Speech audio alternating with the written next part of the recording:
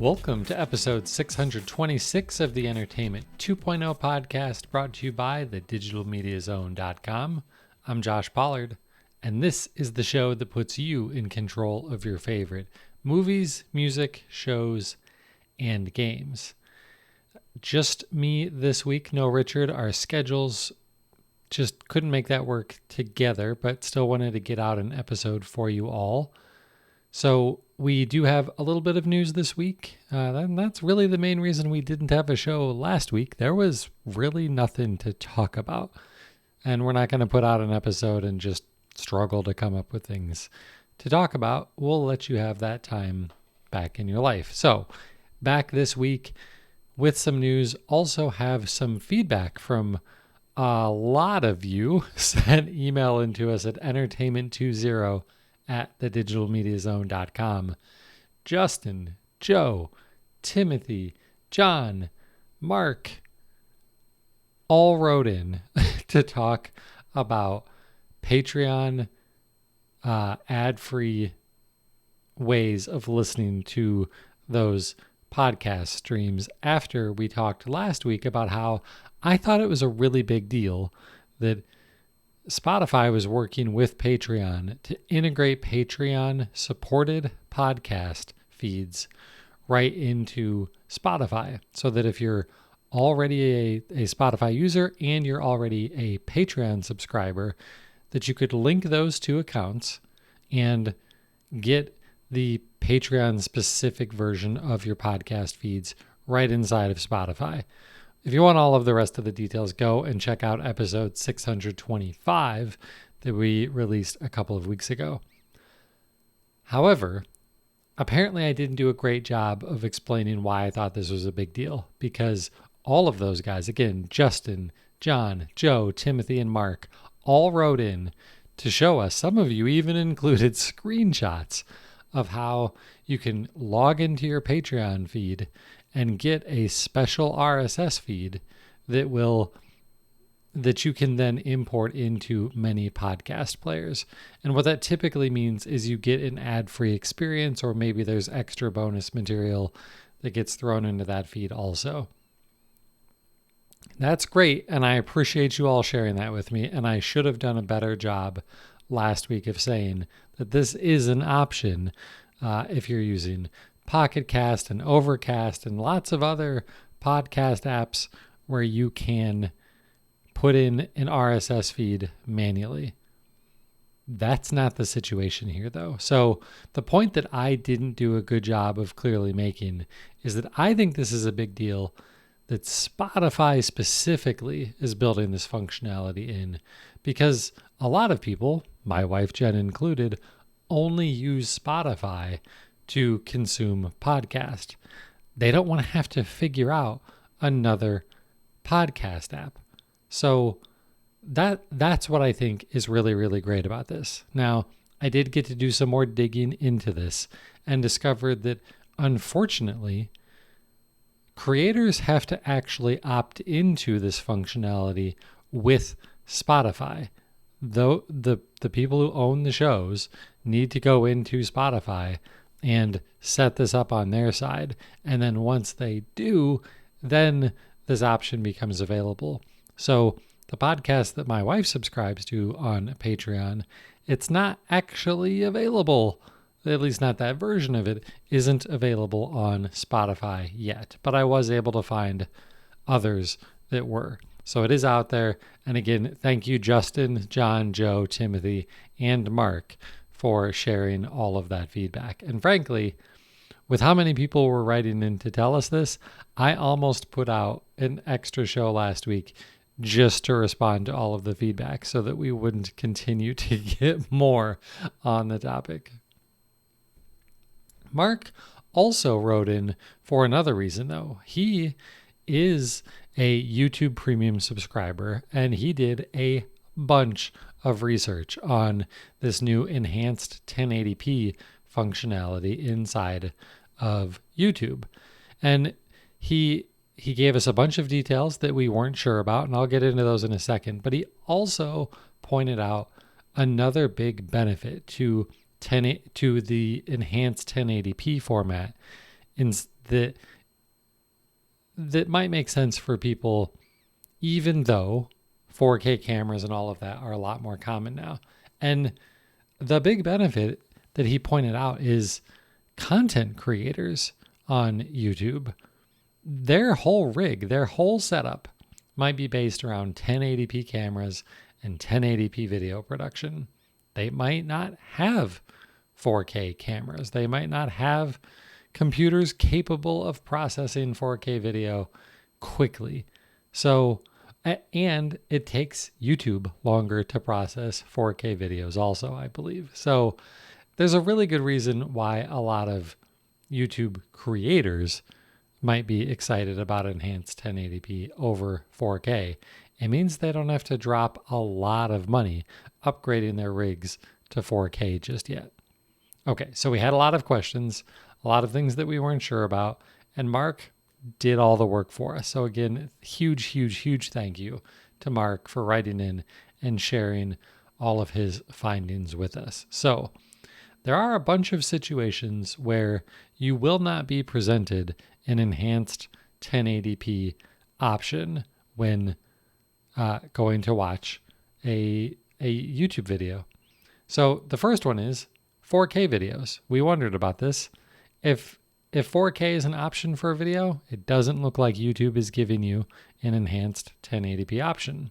Also, higher frame rate videos. He wasn't able to find any videos that have a higher frame rate, like 60 frames per second, 120 frames per second. And this is typically content being put out by either video game publishers for their trailers and things like that, or just video game content producers. So people who are out there Twitch streaming and things like that might be playing games at higher frame rates, so they might be producing their content at higher frame rates. And he wasn't able to find any instances where there was a higher frame rate video that was also made available in enhanced 1080p. He also noticed that a lot of older videos, 3-4 years old and older, not getting this option, which kind of makes sense. You know, this probably does require some work on YouTube's part, and they're probably not prioritizing this for older videos, especially older videos that aren't getting a lot of recent playback. There wouldn't be a lot of benefit to it. So again, totally makes sense. So we also wondered about default settings. If you're paying for YouTube Premium, is it going to default to using the enhanced 1080p format on videos that have it? And sure enough, it is. He said for his account, if a video is available with 1080p enhanced format, it defaults to that. If it has 4K, it defaults to playing that, assuming that you've got the bandwidth and all of that. And then the last question, maybe the most important one, did he notice a difference between 1080p and enhanced 1080p? And he did. He said that he did have to take out his phone and essentially take pictures so that he could compare them side by side. That should tell you a lot, that you have to do this side by side to really notice a meaningful difference. But there is a difference, and as you would expect, it looks sharper. That's the main benefit. The higher bitrate allows increased sharpness, similar to upping the resolution. And he even went on to point out that he's, for a long time, his thought has been that 4K videos on YouTube look better, not necessarily because of the enhanced resolution, but that the increased bitrate allows for a sharper video. And that's really what you're looking for out of a 4K video anyway. So with the enhanced 1080p offering a higher increase in bitrate, you get sharper video out of it. So that's about all of the details you could possibly need that we didn't already share in episode 625 about enhanced 1080p from YouTube. And again, huge thanks to Mark for sharing all of his findings with us so that we could share them with the rest of you. So let's get on with the news for this week. And I wonder if this is the first time ever, but it's definitely a first in a long time. No video news to report this week. I'm actually going to consider that a good thing because so much of our video news lately has been to discuss rising subscription cost from video streaming services. So we don't have any of that to report this week, except that we do on the audio side. So, yep, yet again, more subscription rates for streaming media going up, but this time for music. And this time it's from Amazon, Amazon Music Unlimited this time around. So earlier this year, Amazon Music Unlimited raised their prices for non-Amazon Prime subscribers for the service. So to be clear, what that means is Amazon Music Unlimited has always had a two-tiered pricing system. There's one price to pay if you don't subscribe to Amazon Prime, and there's one price that you pay that's discounted if you do subscribe to Amazon Prime. So for the non-Prime subscribers, their prices went up in April. Now, for you Amazon Prime subscribers, you're going to see an increase in your subscription starting September 19th. So, how much is it going up? Well, if you're a Prime member on a single Amazon Music Unlimited subscription, your monthly subscription fee is going from $8.99 a month to $9.99 a month. So it's going up by $1. The family plan goes from $15.99 to $16.99. Again, going up by $1. So both options $1 more expensive than they were previously, and still, well, going back to being $1 less expensive than if you were not an Amazon Prime subscriber. So the main thing here is if you're not an Amazon Prime subscriber, the cost of Amazon Music Unlimited, it's the same as pretty much everybody else. It's $11 a month, which is the same as Apple Music. It's the same as Spotify. It's the same as Tidal's basic service. Like they're pretty much all $11 a month now. But if you're an Amazon Prime subscriber, you save yourself $1 a month over its own service and all of the competing services. All right, so let's move on to some gaming news. And fortunately or unfortunately, we're back to talking about Microsoft's hopeful acquisition of Activision Blizzard. So last we talked about this, the Microsoft had basically won all of their fights against the FTC in the United States. And when they did that, the UK Competition and Markets Authority, the UK CMA, decided, okay, I guess we can reevaluate this.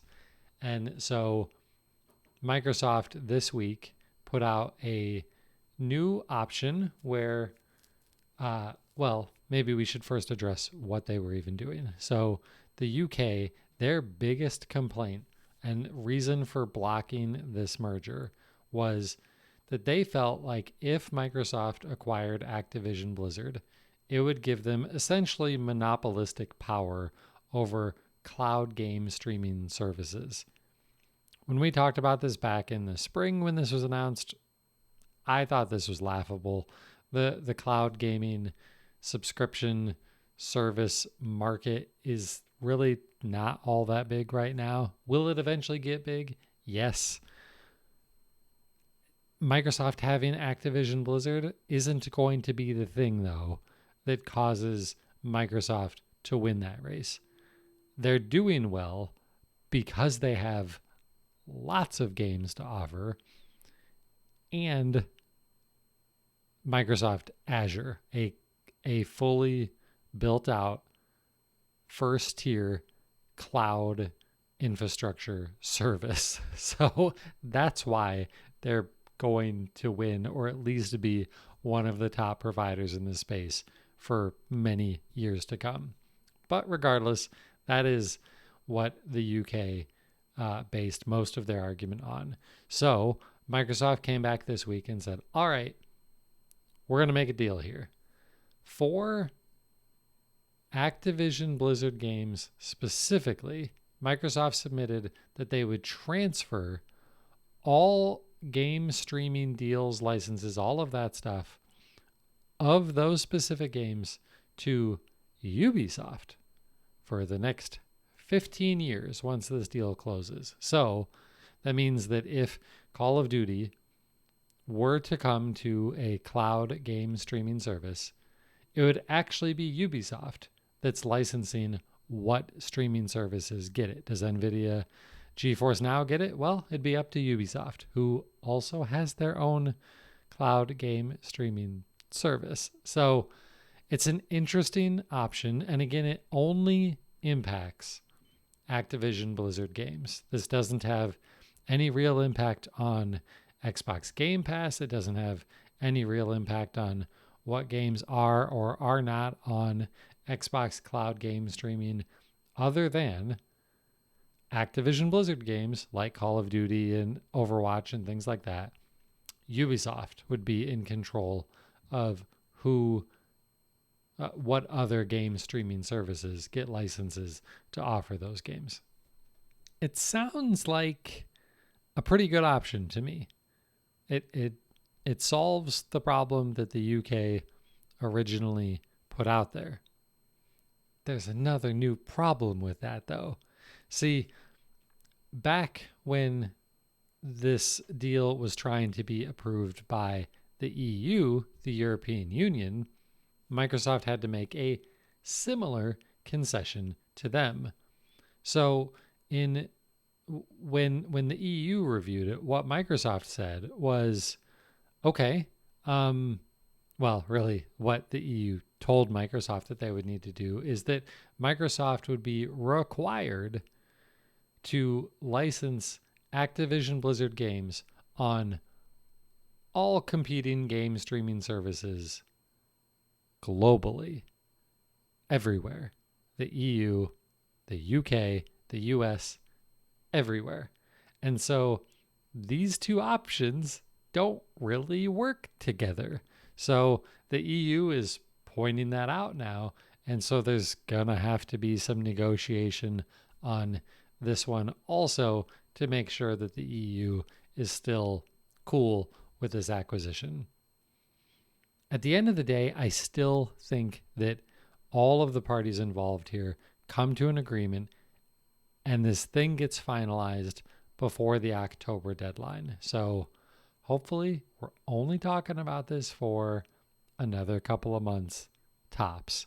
And then extra hopefully, that means that when Call of Duty Modern Warfare 3 comes out in November, it's on Game Pass, and I don't have to pay for any more Call of Duty games outside of my Xbox Game Pass subscription. That's, of course, what I'm really hoping for.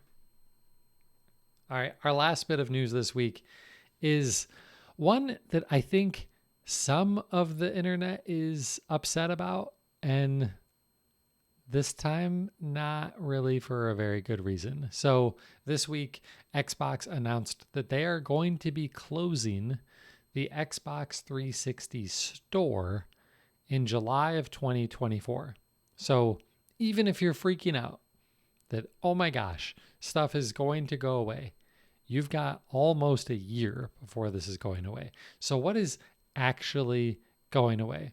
Well, first off, this largely really kind of only impacts you if you're playing games on an actual Xbox 360.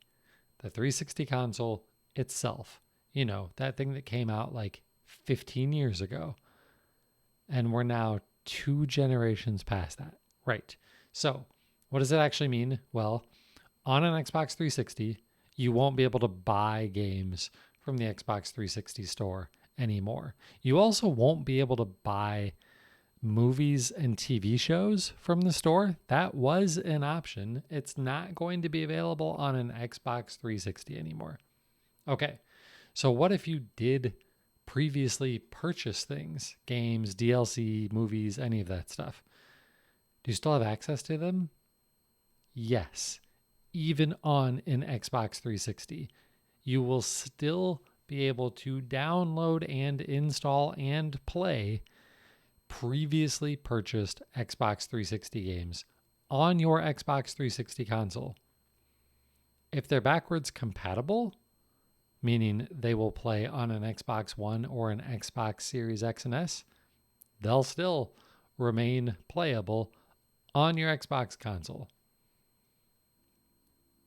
But what if you have an Xbox 360 and it's August of 2024 and you decide you really want to buy an old Xbox 360 game to play on your Xbox 360?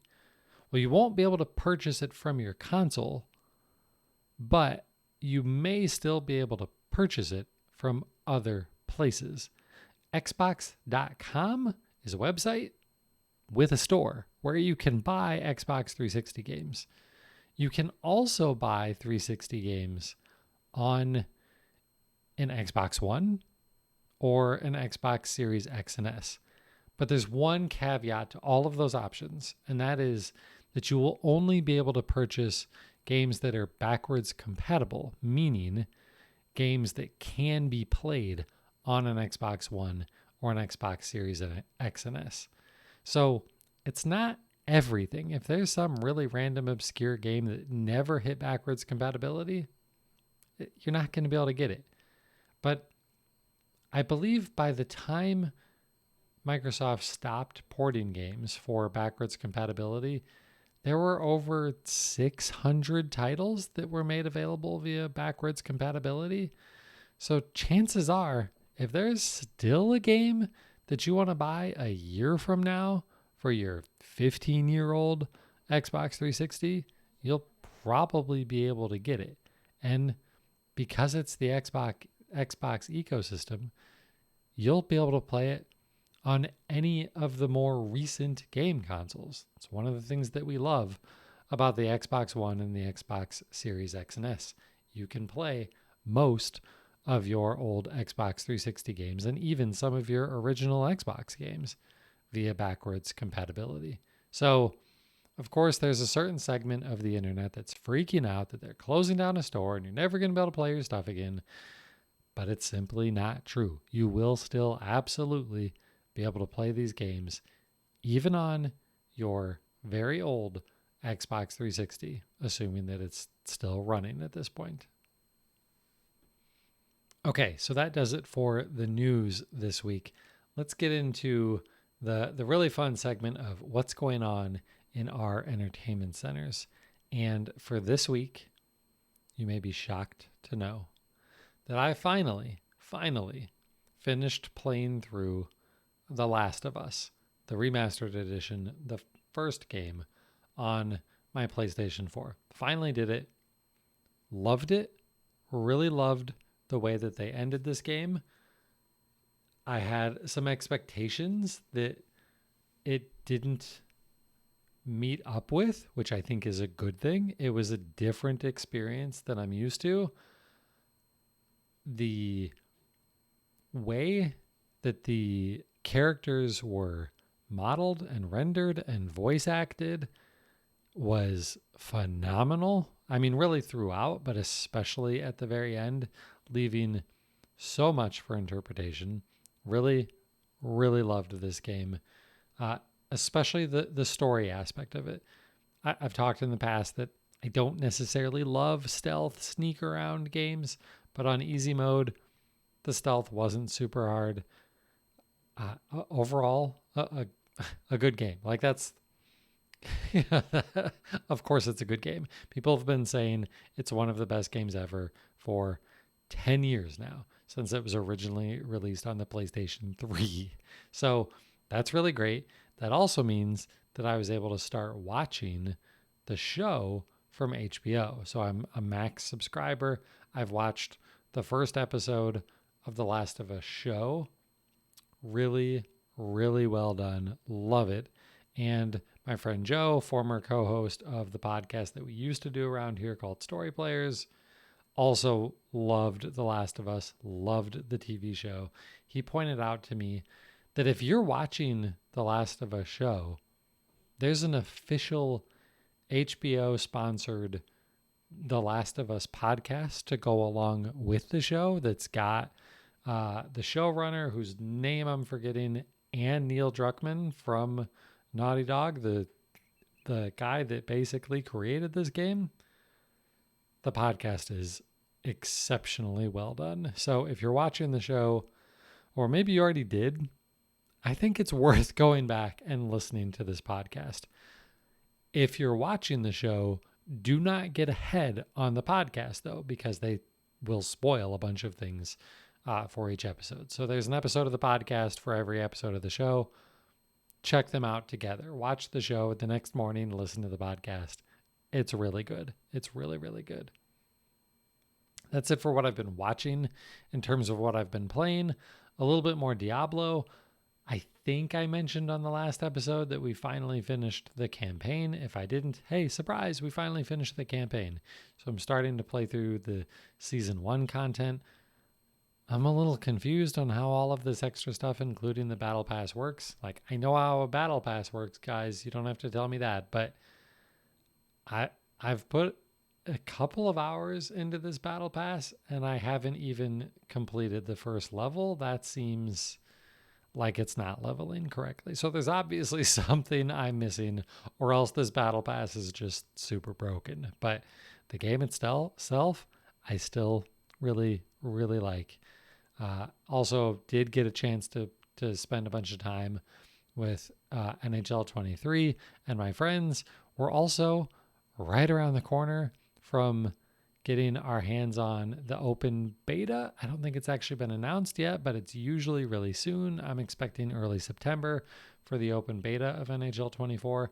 And this year, based on the trailers and stuff, I'm actually really excited about NHL 24.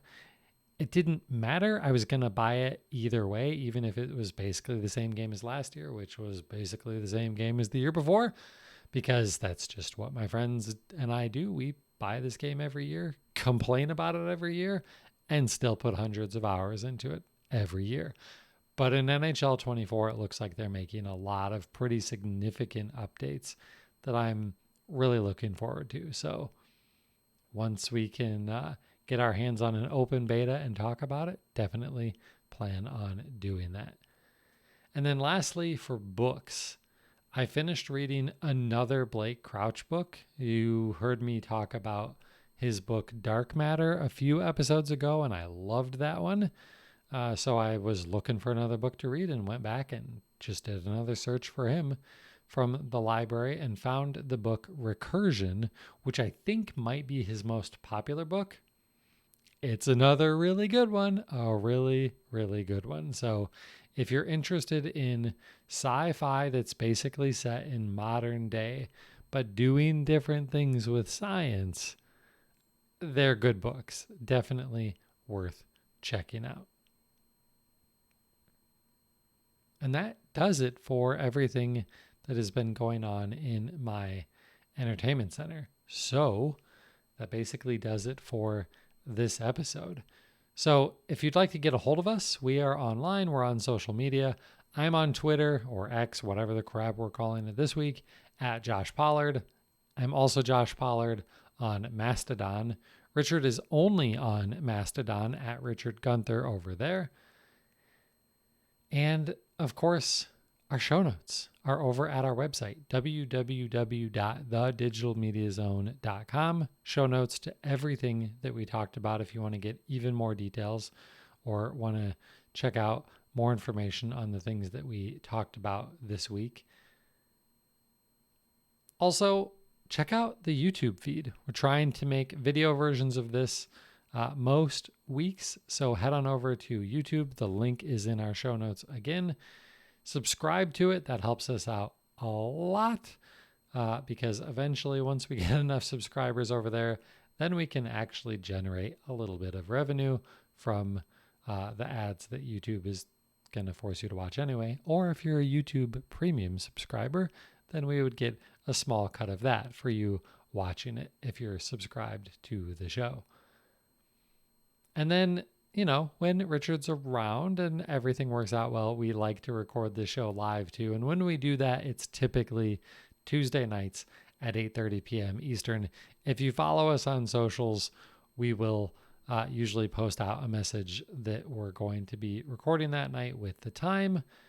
And we use Twitch for that. So once you make it over there, if you're a Twitch user, you can subscribe to us on Twitch, and then Twitch will notify you when we go live if you're not into social media. That's another option for making sure that you don't miss a live show, because when we do this live, then you can comment along while we're recording it. You can be a part of the show while it's happening. So it's a lot of fun, and we love having everybody out for the live show. So maybe we'll get to do one next week, because that's going to do it for episode 626. I'm Josh Pollard. Thanks for listening to Entertainment 2.0. Adios.